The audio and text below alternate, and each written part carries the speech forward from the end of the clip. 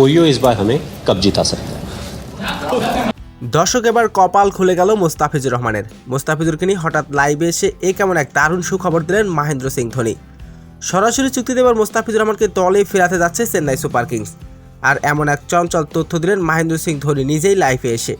দর্শক ভিডিওটি না টেনে সম্পূর্ণ দেখার অনুরোধ রইল। এবারের আইপিএলের 18তম আসরে এবার বাংলাদেশের কোনো ক্রিকেটার দল পায়নি আইপিএলে।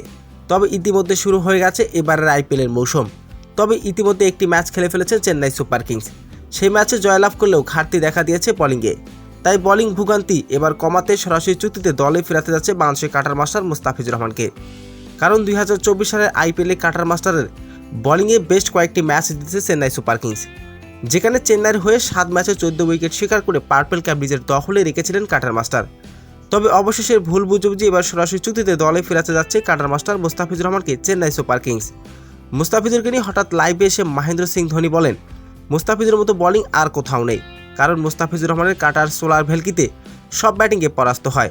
150 রান টার্গেট দিলেও ম্যাচ জিতা সম্ভব মুস্তাফিজুরের বোলিংয়ে দিয়ে। তবে আর কোনো বাধা নয়, সরাসরি চুক্তিতে এবার মুস্তাফিজুরকে দলে ফেরাতে যাচ্ছে আমাদের দল চেন্নাই সুপার কিংস। আর এবারের আসরে চেন্নাইয়ের হয়ে খেলবেন তিনি।